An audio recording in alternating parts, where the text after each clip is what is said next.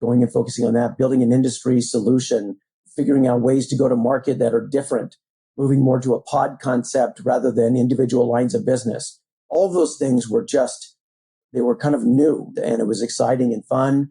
And I got to experience all of that. So I always have enjoyed math. So I approach things similar to the way you approach any math equation, where you have a set of variables that are known and some unknown variables, and you isolate each and then solve.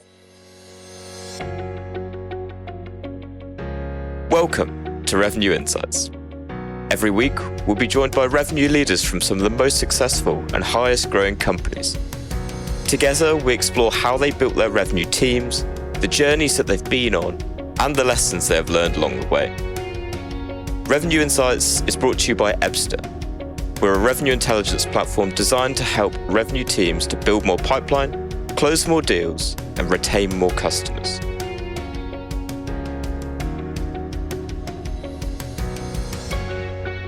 Hello there. You are listening to Revenue Insights. Today, I'm joined by 4-time CRO and 6-time COO, Stephen Birdsall. He's been leading vision, strategy, and execution for all facets of sales from some of the largest companies such as Qlik, Oracle, Anaplan, and SAP. Stephen, it's a pleasure to be able to chat with you today. Thank you, Lee. Look forward to the conversation. So you've got a pretty glittered, I'd say, kind of career background. And I know when we were talking beforehand, I probably haven't done it justice either. So in your own words, and for everyone listening, could you give a bit more context on your story and how you've got to where you are today? Yeah, sure. I'll just take a few minutes and give kind of a high-level flyby of 25 years in the business. So I started my career at a company called Diebold, which makes everything essentially that a bank needs. ATMs, drive-through banking equipment, vault doors, safe deposit boxes, everything. So I started there. I was an individual contributor, was selling. I had an $8 million quota with an average price of like $30,000. So a lot of transactions, a lot of business. Loved it. I absolutely loved it. And made Winner's Circle every year. And after 3 or 4 years of that, our CEO asked me to take on a new role to lead our commercial business, which was non-existent. And so because we just sold into banks, he felt that there was a real market opportunity to apply our technology into other markets that were more commercial based rather than banking. So I was a team of one and went out and we created 2 incredibly fun, fast growth businesses. One was there was this idea that we had drive-through banking, and throughout the US, it's very common to have 4 or 5 lanes of drive up at a bank because a lot of the transactions, happen. And I think it's much less so now because people just don't typically go to banks much, but there's still a drive-through. And the idea that I had was, the concept was applying that to a different market. And the first thing that came to mind was pharmacies. What if you applied that drive-through concept to a pharmacy where a mother or father with a sick child can come and not have to go through the store with their children, but have the ability to get their pharmaceuticals delivered in their vehicle. And we felt like that was going to be a good application of the same technology we already had, the pneumatic tube units, et cetera, in the drawer that comes out. I literally went around with a pneumatic tube unit in my laptop and met with CVS, Rite Aid, Walgreens, all the major pharma companies. Walgreens was the first to buy, and then everybody else tends to follow. And I think we did like $20 million business. And it was so fun that I learned a lot about myself, that while I'm very entrepreneurial, I like doing it within the confines or comfort of a business, that I don't have to kind of go risk my entire family investments on a thought or an idea, but that I could actually apply it in a company, in a surrounding that already has products and technology, but I can still at least exercise that entrepreneurial spirit that I have. And so I just tell you the story because that's what started my career and my thinking and I think where I've spent most of my career in high growth, scaling businesses, taking new ideas to market, but growth and scale, like that's my mantra. At the same time, I think probably have expressed interest to the audience. In 2001, I started SAP, and at SAP at the time, there was no such thing as an operations team. And so myself and a couple of other people had the concept that we should create what essentially is sales operations, that people that are running budgeting and planning and territories and quotas and all the things that we know now today, but they didn't really exist before. In fact, we had to go convince our head of the guy who was running North America that it was an important role that should be filled. His thought was that we should just go hire an MBA and somebody without experience and let them go do it. And we said, no, you need a combination of somebody who's operational, but who's also, got the right kind of intellectual capacity to do that kind of work. And so we started it. And now, of course, enterprise software companies have sometimes hundreds of people in operations, but I would say the onset was in that 2000 range. So I had a blast doing that. Essentially, I was what became the chief operating officer. And the idea would be that all of the non-sales functions report into the chief operating officer. So things like pre-sales or consulting, marketing, partner ecosystems, value engineering, industry experts, all of those different non-sales teams that are absolutely essential to go to market. They would report into a COO, and then the general manager or the president or senior vice president, whatever the role is, would run all the sales organization. And together, the team would be a collaborative environment, obviously, that is deeply operational, but also very sales-centric. And so that's what essentially I did. Started in North America at SAP, eventually moved to Japan. I was a COO in Japan, and then moved to Singapore, did it across Asia Pacific, moved to Miami, did it across Latin America, and then back to Philadelphia, where I did it globally.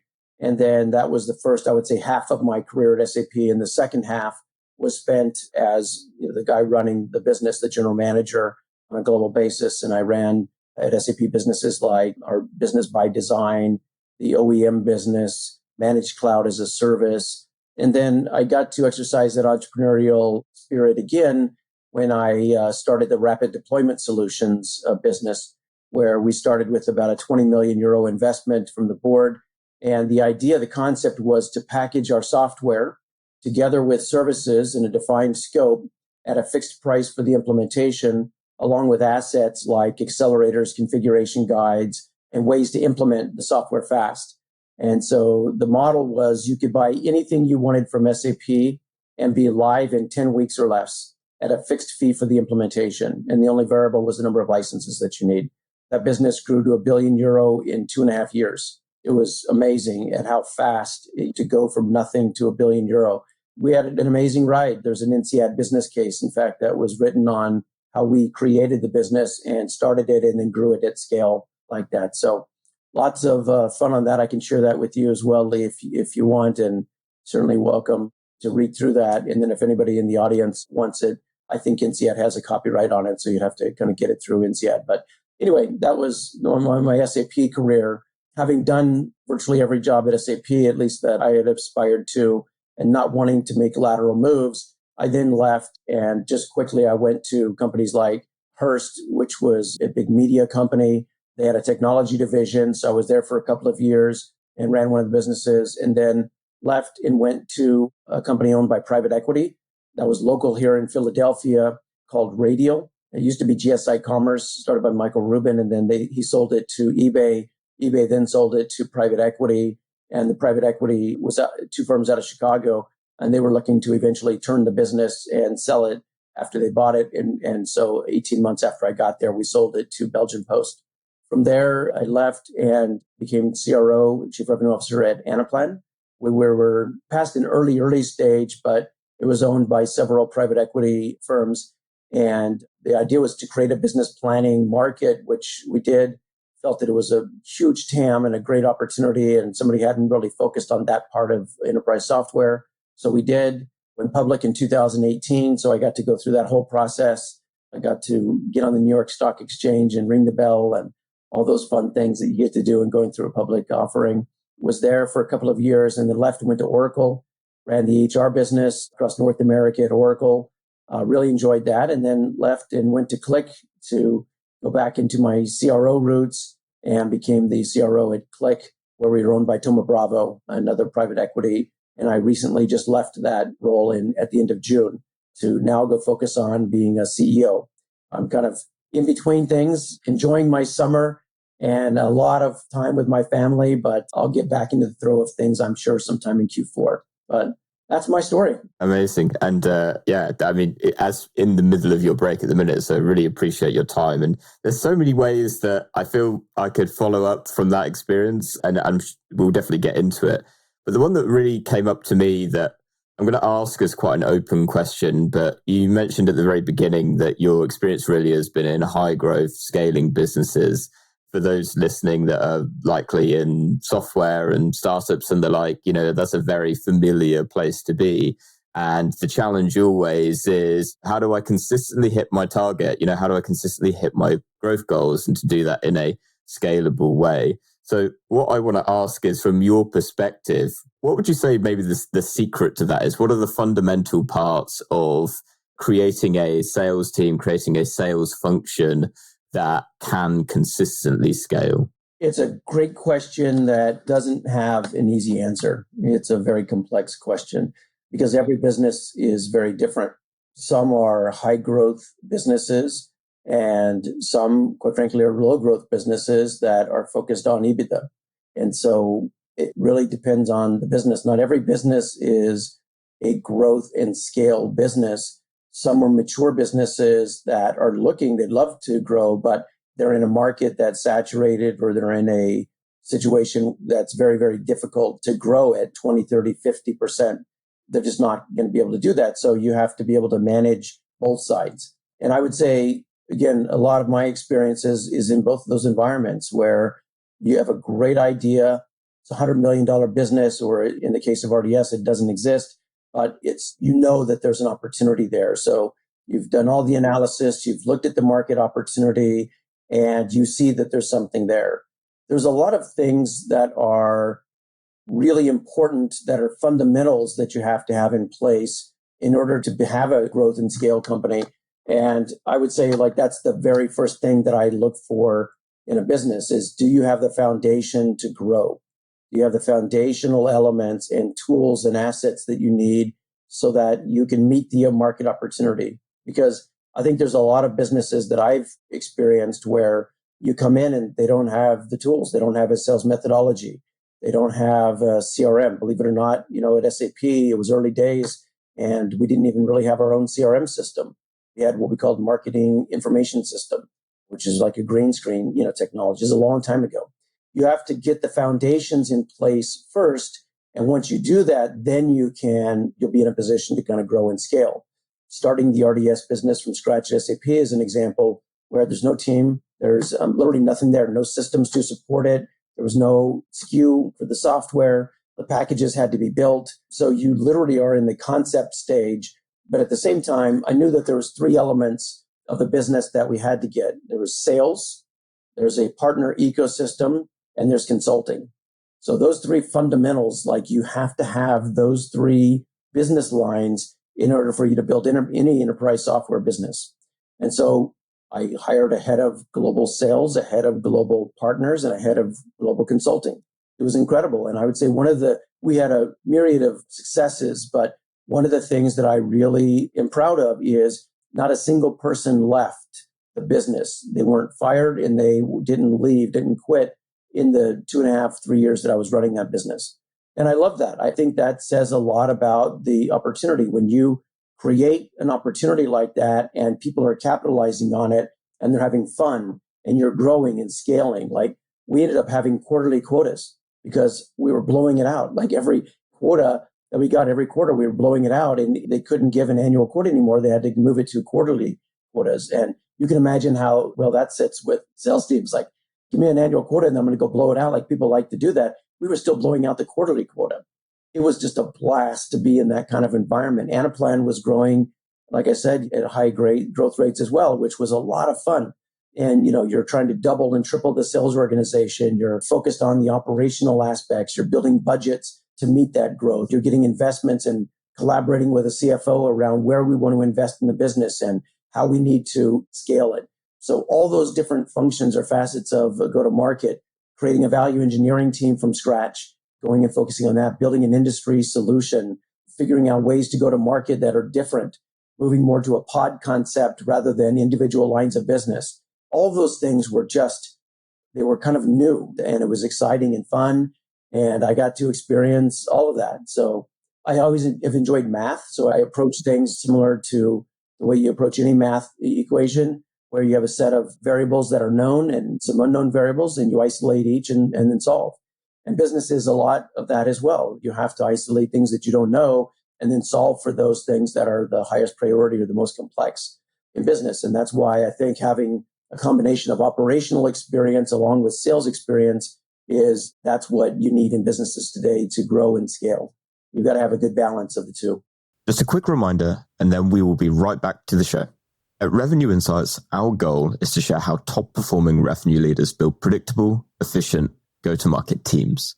Every week, we speak to the brightest minds, and every quarter, we release the latest findings from our analysis of billions of dollars in pipeline. If you don't want to miss out, sign up to our newsletter at ebster.com/newsletter-sign up. That's ebster.com/newsletter-sign up. The link to make that a little bit easier for you will be in the show notes of this episode, wherever you're listening. See you there. And that's where I'd love to dig in a little bit more. You mentioned previously that you brought in what became really an operations role, was it 20 or so years ago? So really have been on the journey of sales ops going from being nothing into really what it is today. And so from your perspective, what role would you say it plays when in your sales teams, when you're leading them? I think you mentioned previously that was kind of, you had a lot of your marketing and teams and so on reporting into the COO and then sales sitting separately. So for example, is that still the case? I'd love to understand how you think about the structure of it and how those really two functions play together. I think it exists pretty much throughout the entire enterprise software business today. Every business now sees the role of revenue operations and sales operations as an extremely important, essential part of the business. I don't think that CEOs today would even consider not having an operations team. Whereas again, we had to, at the very beginning, we're having to convince the sales leadership that this is something, it's a function that's needed. So the essential nature of that, well, it has evolved and grown, where it used to be called sales operations.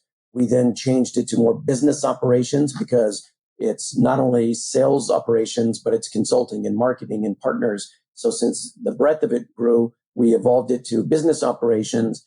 And then now today, I think is more commonly known as revenue operations. Most companies call it that because it's all about all facets or aspects of the revenue. So I think it's certainly evolved over the last 25 to 30 years that I've been around it. Today, when you look at the way quotas are set, the way territories are designed, the function of the organization, the way pricing and packaging works, like these are all deeply, deeply operational things. And you have to have really, really solid leaders in those sales operations roles or revenue operations roles that function. The smarter they are, the more experienced they are, the better the company runs. And, in fact, I remember one of the primary naysayers in those early days at SAP. I remember one time our general manager that I was reporting to he was, I think, on vacation or for some reason was out of the office, and I had to present the QBR, the quarterly business review. At the end of it, I remember him saying verbatim, "You guys are worth your weight in gold." And this is the person who a year or two earlier was saying that this is like, I don't even know why you guys want to have this. So I think once the position is established and once the value has been created, I don't think that there's a company today that wouldn't, in enterprise software, that wouldn't consider having a revenue ops function. It just doesn't, it's not even a thought. And so I like that. I like that I've been able to see that whole evolution throughout my career and just see how things are evolving today, which again, if you're in enterprise software, everything is at an absolute earth-shattering pace.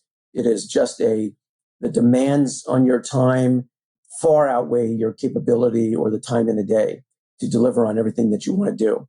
There's always 10 other things that you need to do, and you're just constantly working at it in a tornado. Those are all extremely important aspects, but I think in my experience, having gone through that whole evolution, when I go into a company, I know exactly what I need to look for. I know what I need to do to scale the business. I know what I need to do in terms of product orientation, market opportunity, capitalizing on markets, all those things I'm very, very comfortable with now, but it's lots of scars on my back with experience to prove the failures the things that didn't work as well as all those things that did work. So yeah, it's been a fascinating career experience for sure. And I would love to ask then, from an operational perspective, you kind of listed off a bunch of different ways and roles that operations plays. In your mind, what would you say is the one initiative in your career that you've run that you're most proud of, that had the biggest success on the business that you're working with at the time? It's like saying, which is your favorite child? It's a hard thing to do, but I would say kind of a few things come to mind. Certainly the rapid deployment solutions business. I mean, I doubt that I ever have a time in my career where something can go from virtually nothing to €1 billion in 2.5 years. Like that's unheard of. And it was unique in that situation and time. And like there's a lot of elements that came together where we were able to do that. But certainly that was just an amazing professional and personal experience that I learned so much about myself, about the company, the market, and everything else. That was certainly an experience. I would say another is one of the things that I really, really enjoy doing is developing people, talking about people's careers, mentoring people in the way that I still mentor today. Like I have lots of people that I just literally mentor, some that just connect on LinkedIn and others that I've known professionally. But I really, really enjoy developing people, finding talent and exposing complexities to people and challenging them and giving them opportunities to really kind of grow and thrive. Like I'm anything but a micromanager, but I also, with all of my experience, am able to kind of share and glean from those experiences with people who are really, really excited about their career and the prospects of moving up in an organization and things like that. And so I love to talk about, careers and development. And I'd say every company had different aspects of that. But one experience that comes to mind was, I would say one of the first things you do as a CRO is and it'll seem very natural and intuitive. I would say it's not common, believe it or not. And that's the first thing you do when you're CRO is you go look for the successful salespeople. And every company has them. There's people that have been around for a few years who are wildly successful. And you talk to them and you find out what's going well, how they were able to be successful, what they do to, focus on the business, how they learned to be successful at that particular company. Most people are successful, find a way to be successful no matter where they go. And so I just interview them and I'll go talk to the top 10 or 20% of the salespeople and dig into why they were successful. And again, what you glean from those conversations is completely invaluable. And you look for attributes coming out of that. What are the things in common across all of those different people? What are the very common aspects that they have in the way that they sell? And then you look to replicate that as fast as you possibly can. They'll tell you things that are wrong with the business. It could be, again, operational things. It could be territories. It could be quotas. There's, again, 1,000 different variations of problems that they all face. But you walk away with 20 or 30 conversations, the top 3 or 4 things that everybody just says that needs to get fixed. And I view myself as a CRO as the enabler of the sales teams to grow at scale. Like my job is to make sure that they're successful, and that's it. There's certainly top line responsibilities, there's EBITDA, but my job, my focus is to help salespeople be successful. That's it. And so I'm more of a servant leader where I try to get out in front and spend time with them and help them find ways to be successful and completely knock down the impediments or roadblocks that are getting in their way. That's how I focus.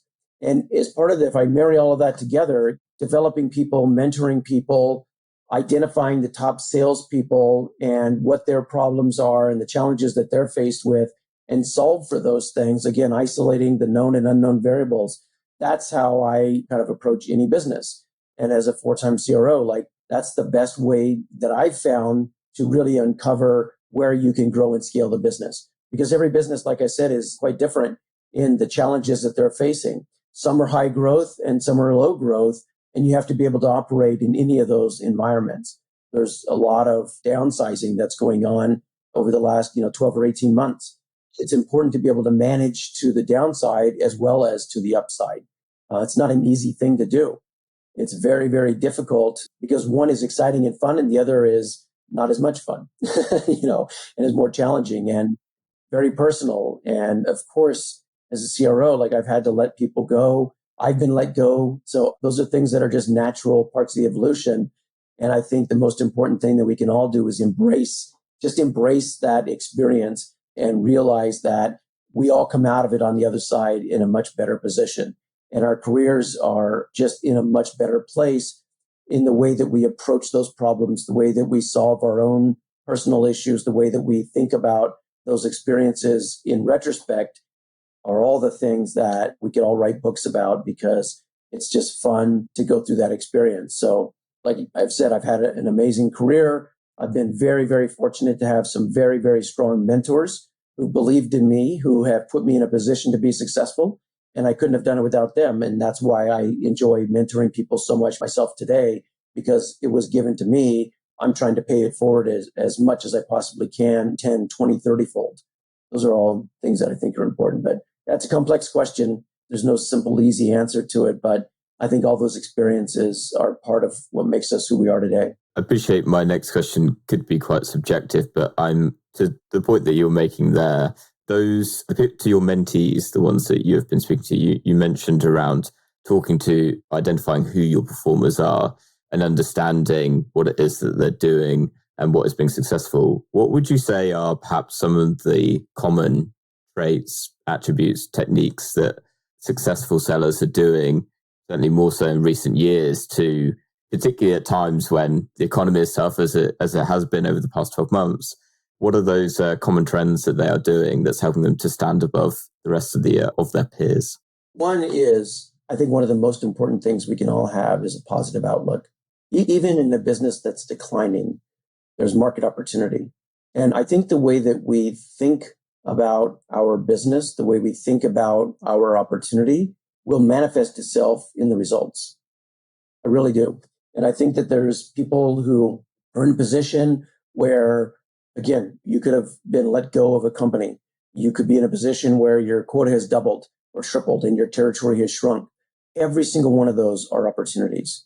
And the mindset that successful people have is one of capitalizing on the opportunity, not focusing on the negative or the things that woe is me, but somebody who just says, oh my gosh, this is an opportunity. What a great time to be in the market. When people have lost their jobs, what happens? If you have the mindset of growth, you're like, hey, less salespeople means I've got a bigger territory. I've got a bigger opportunity and my quota probably hasn't grown. And the company is completely focused on trying to grow the business back and recover. What an opportunity. What a great opportunity. So, or if you were let go, what a great opportunity to find something now that you really are passionate about, where you can be more selective in, finding things. So I think that mindset of successful people, regardless of where they are, they take that mindset with them into those new opportunities and they figure out how to be successful. They are all hardworking. Like these are people that are relentless, that wake up every morning, don't need to be told what to do. They pound the phones, they work their network, they are engaging with customers. They are constantly trying to find ways to be successful. And they're just relentless in that. People that don't have that level of work ethic, either they're not successful or they found success to be sporadic. Maybe they were in the right place at the right time. But the consistent leaders, the consistent performers are those who have an incredible work ethic, a positive mindset and outlook, and figured out how to capitalize on the opportunity. It's as simple as that. So when you're with people who are naysayers and negative, let them go. Let the toxic people behind you. Like, don't give in to those conversations. Don't let it take away from your own mindset. And successful people don't. They go focus on other things. Like as a CRO, for example, you have successful people. You have people that are moderately successful, but who have incredible mindset and opportunity, and they just need to be developed. And then you have the underperformers. And so I think the thing that you really have to do, and when you think about somebody you need to put on a performance improvement plan, for example, you do that with one of two things in mind. Either one, to move them out of an organization, or two, to make it really clear the things that they need to do to show how they can be successful. And maybe it's teaming them up with and mentoring with one of the successful salespeople. Maybe it's just go focus 100% of your time on growing a pipeline. Maybe it's like there's so many different things that you can do. Performance improvement plans are an opportunity to capitalize on somebody who has great potential, but just isn't performing. Either they don't know how, they don't have the experience, they don't know what to do. You have to help them. And again, then you just have people that are wildly successful, either because of the experience or their mindset or who they are, their work ethic, things like that. And so those three categories are important because people that are underperforming who don't have the potential, you just have to move them out. They're not happy. You're not happy. They need to find a profession that they can be successful in and help them find an opportunity. Maybe it's within the company. Maybe they're more of an ops person. Maybe they're more consulting. Maybe they're more customer success. Like, it doesn't mean they're bad people. It just means that they don't have the mindset to be in sales. Like, this is a grueling job, as we all know, like holding a quota, being accountable, like in every 90 days you're measured. That's not for everybody. Not everybody can deal with that kind of pressure.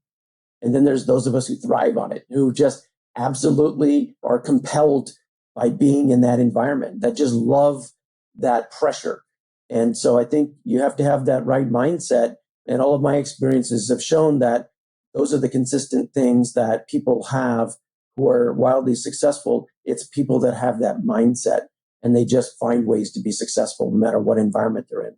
Now, I know in the next role that you're looking at to be a CEO is looking upwards, but I want to ask, if you were to, let's say, some cruel twist of fate, and actually you started from the bottom again as a enterprise seller, how would you approach it? What would your approach be, having lived and breathed it for the last 20 years?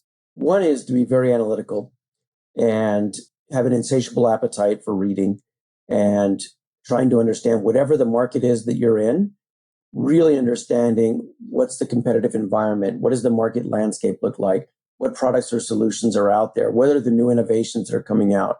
I mean, everybody's talking today about generative AI, right? Or AI or machine learning. We are at its absolute infancy in terms of the opportunities. And there's going to be an amazing number of companies that are going to grow and fail focused on generative AI. That's the market opportunity. So if I was starting over, I would be looking at that and saying, what does that landscape look like over the course of the next 5 to 10 years? I recognized early on that the role of sales operations was going to be an essential role and that it was absolutely an imperative. And personally, I'm very analytical. I'm very, I love complexities. Like, I thrive in complexities and problem solving. And I knew that if I could find an environment like that, even though we had to create it, finding a way to create it was important to convince the sales leadership that this is an important function, because I knew that that's where the growth was going to come out of businesses. And then, of course, it put me in a position to get back into more of the sales leadership. Today, I would say if I was starting over, I would look at this market opportunity around generative AI and revenue operations and how companies need to grow and scale, where private equity is putting their money, where they're investing, where companies that are going public, where it's few and far between today in enterprise software. There's so much opportunity that's out there right now, Lee, that you have to look at those things and find what's exciting you, where you're going to be successful, because where you're passionate about something and you really love being in that environment, you can thrive. And so that's where I would be. If I was starting over again, it would be, how do I capitalize on generative AI and enterprise software? And what does that evolution look like? I'm in search of a CEO role. What do you think I'm looking for? I'm looking for companies that are founder-led, that the founder is a great technologist. They've built this business from scratch. It's reached 100 million or 150 million, and they just need somebody to come in and grow and scale it. They need somebody with a deep level of go-to-market experience, somebody who's very operational, which I think there's a lot of sales leaders who are successful in sales that don't have the operational chops. They've been surrounded by people like that, but that's why I want to be CEO, is because I feel like my best is yet to come. I feel like I want to put myself in an environment where I can take all of those experiences I had and then apply it as a CEO to develop people, to develop product, to develop market opportunity, to capitalize on all that, all the experience I have in private equity. Like, those are, to me, that's an exciting time, is to think about generative AI and what does that look like? And every company's thinking about it. And how are they going to capitalize on it?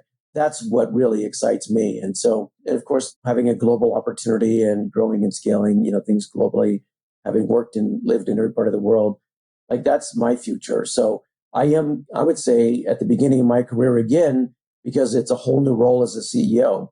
I'm looking forward to it. I don't know where I'm going to end up talking to a lot of private equity companies now, but I'm pretty comfortable in being uncomfortable. And so I love that part of any part of our career and just finding an opportunity to apply that. I really like the journey that you've been on from an operations role to, ultimately leading sales teams. And it's a very interesting route to me.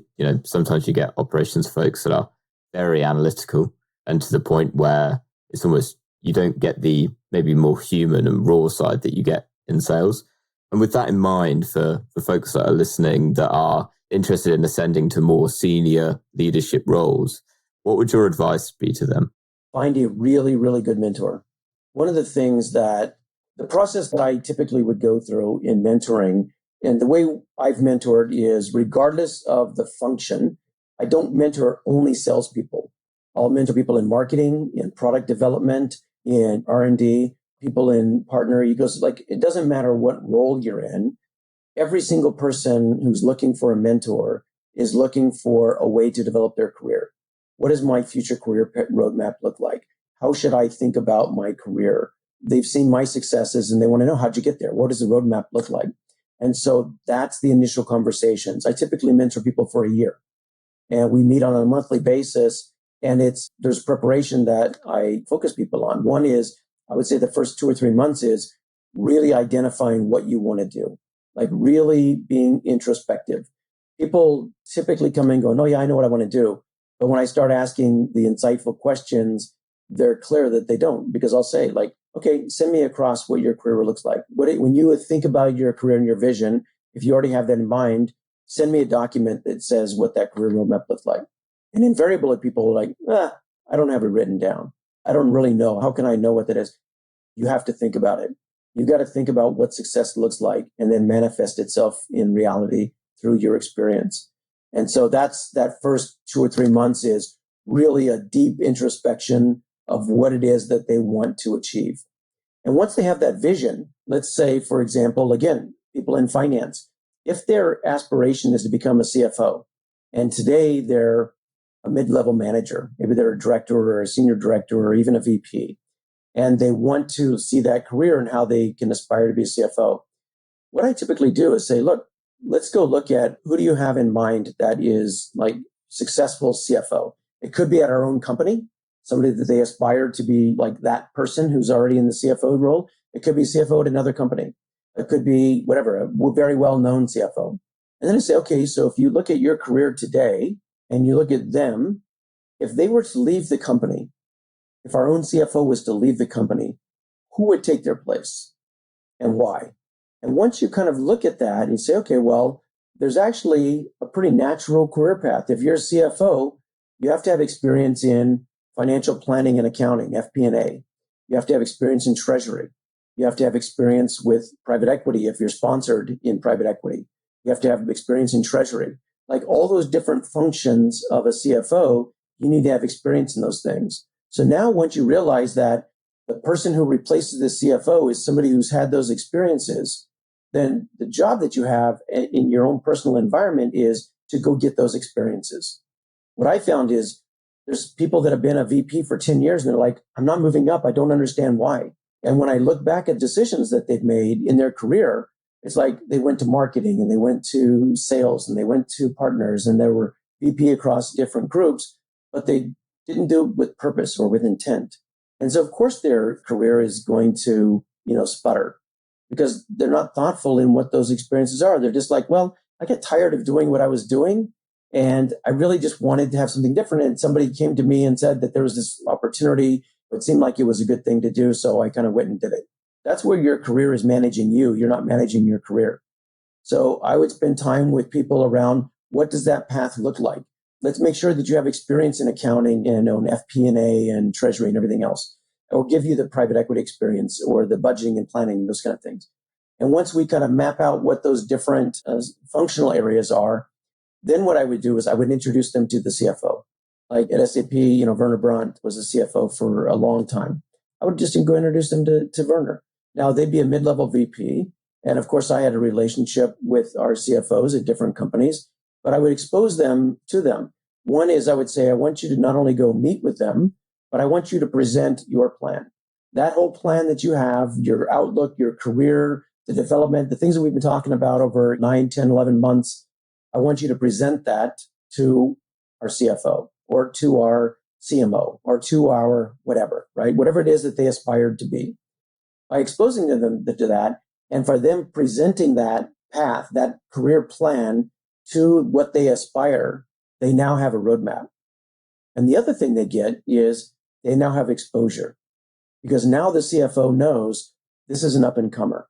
This is somebody who aspires to be CFO. This is somebody who wants experience in as a VP of FP&A or accounting or whatever, treasury, all those different functions. And so when the job opening comes up, the first person they think about is that person because they know that that's their aspirational path. And so I know people get frustrated when they say, wow, a job opening happened, but they already had somebody that they wanted to hire. It was a friend. It was another colleague. That's why. That's why, because their network was expanded to include those executives and that exposure, and them presenting their plan gives them an opportunity to capitalize on that position. And now once they're on that path and they're getting all these things, now they have a career-oriented mindset.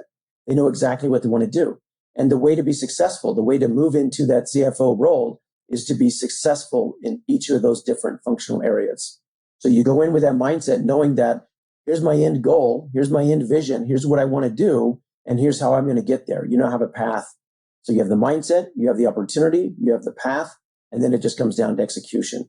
So when I mentor people, we go through that whole process, all those different stages of evolution. And because I have a broad network of people, I can expose them to the people that they typically want to be exposed to. And that's, again, I get so much pleasure. I get as much out of it as they do.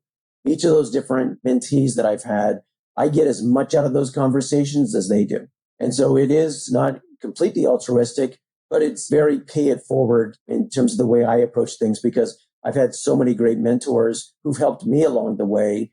And as I thought about career paths and development, that's how I thought about it. And that's how I was able to capitalize on it. So I just try to expose that to as many people as I can, which, again, this podcast, I'm sure that there's people out there that are listening that are like, I get it. And what I've said is not like, it's not like people haven't thought about these things. It's that they haven't done the work to really be as introspective and to really do that. They just think, of course, these all things seem natural to you, but people just don't do it. They don't do the work. And so I try to help them kind of focus on that work. Just a quick reminder, and then we will be right back to the show.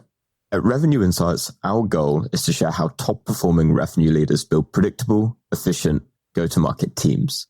Every week, we speak to the brightest minds, and every quarter, we release the latest findings from our analysis of billions of dollars in pipeline. If you don't want to miss out, sign up to our newsletter at ebster.com/newsletter-sign up. That's ebster.com/newsletter-sign up. The link to make that a little bit easier for you will be in the show notes of this episode, wherever you're listening. See you there. I love how simple it is. And you actually called it out, right? Where it seems obvious, but a lot of the time we don't necessarily really put the thought into exactly what we want that to look like. And what was coming up for me that I just quickly want to touch on is, I think there's one side where I completely agree, which is, having a roadmap and knowing where you want to get to. And then you're kind of working backwards of, okay, I'm going to need to do this, this, this, and this. There is also, and I'd love to get your perspective on it, the soft skills that go with that, right? That aren't necessarily in a job description. I kind of touched on it with the first question, which is, in an operations role, if you can do a lot of these analytical tasks, fantastic. Going into a leadership role, all of a sudden, you need to be a great communicator. You need to be a great motivator, so on and so forth. So what's your advice generally in those situations? Because sometimes some people just suit certain roles, and sometimes that roadmap requires them to develop those other skills. Do you factor that into it, or I'd love to get your point of view? Yeah, look, I'm going to be a first-time CEO. So I have to consider, who do I know that has been a first-time CEO? And now maybe they're a second or a third-time CEO. So I try to leverage that network and talk about their experience. I try to learn from them. What are the failures that they made? What are the things that they learned from? So I think we all need a mentor, regardless of who you are. We all need a mentor because there's people that have trodden the path already. and they've already had that experience. And why go it on your own? Like, why not leverage other people's experiences? That's why people feel compelled to teach, or they feel compelled to write a book, or they feel compelled to do a podcast. It's all to help other people and to share your experiences. And what other people can glean from those experiences, look, if I've helped anybody think about their career, then this is a successful podcast to me. Like, it's worth my time spending that just thinking of how I can help other people. And so I think those are soft skills that I've certainly developed over a career, but it's also something that not everybody approaches things as a servant leader. Like, I've had CEOs who I consider more toxic, where they like to scream and yell and, pound their fist. And that doesn't inspire people the way that I think about. That's not going to motivate and drive people. You may have people that are afraid of you, that are fearful, but you're not motivating people. And you're not going to look back on their career and think, wow, I learned so much from that person. What you learn is what not to do, in my experience, because that's not the type of leader I am. I'd rather be more of that servant leader that I'm talking about, and going out and serving people, finding opportunities to help other people. And the more people who are successful around you, the more success you're going to see. Because as a CEO, like, I can't be successful unless everybody around me is successful. So I need to find ways to help them be successful. It could be, again, product oriented. It could be sales operational, things. It could be defining new territories. It could be going to market in new regions. It could be focusing on an industry. It could be transitioning from on-premise to cloud. Having done all of those things, like, that's why I feel like the potential is there. And if you have the positive mindset and you marry that with the potential, I think great things can happen.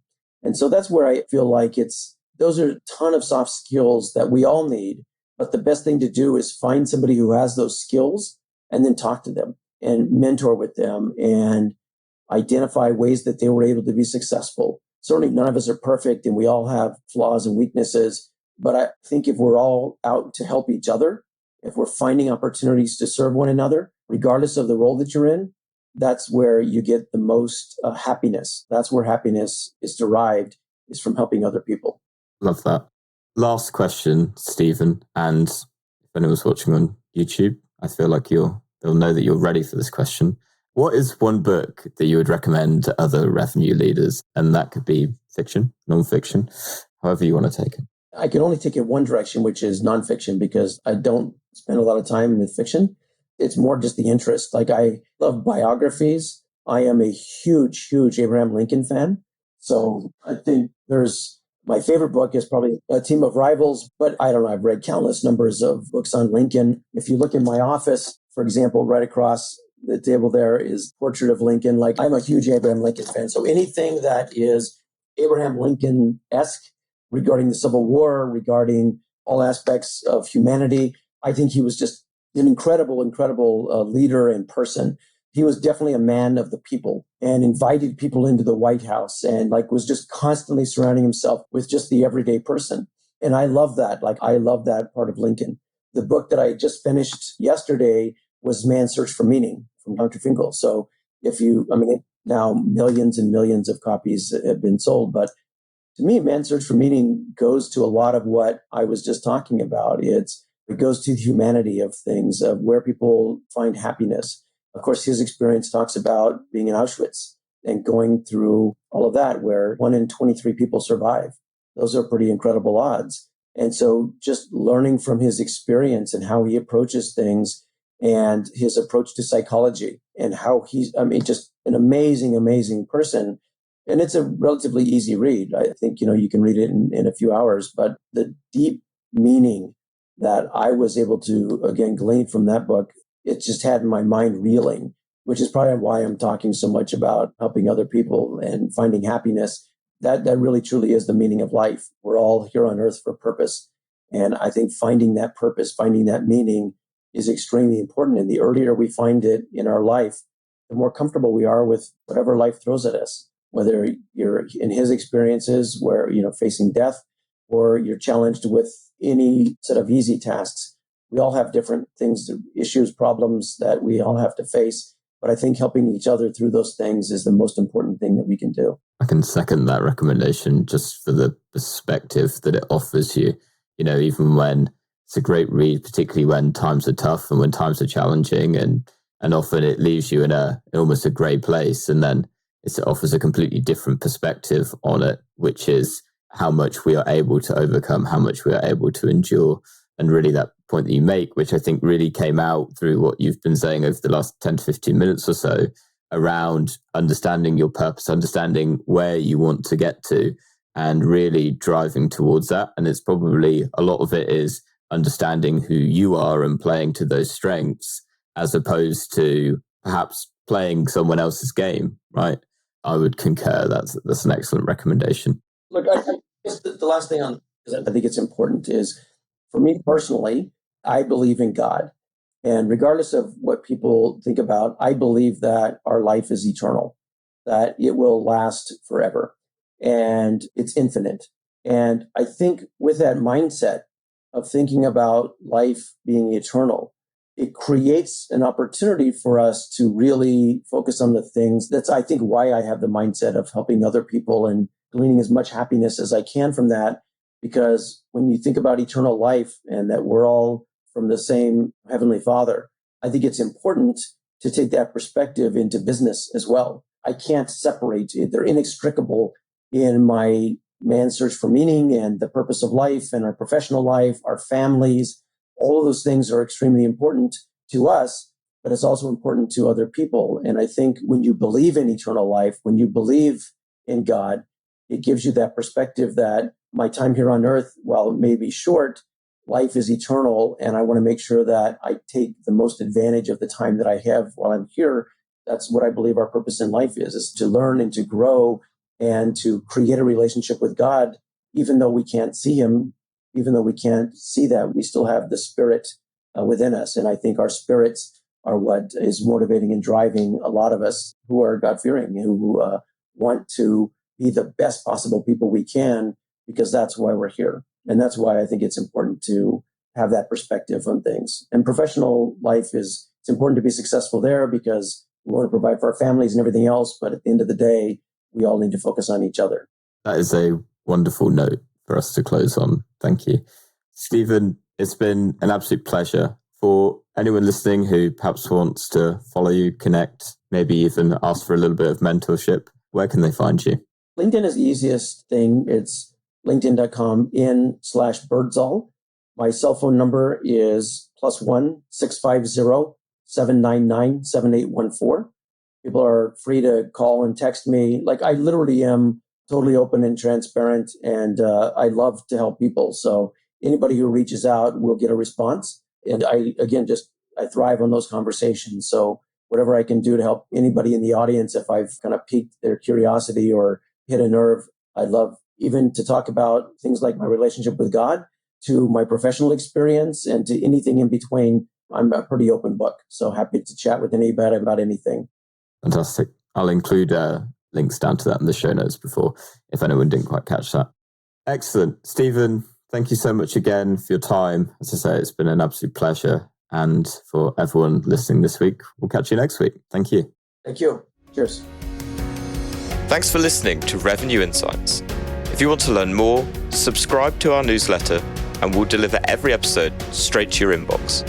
If you have any questions, feel free to connect with us on LinkedIn. Our links will be in the episode notes. See you next week.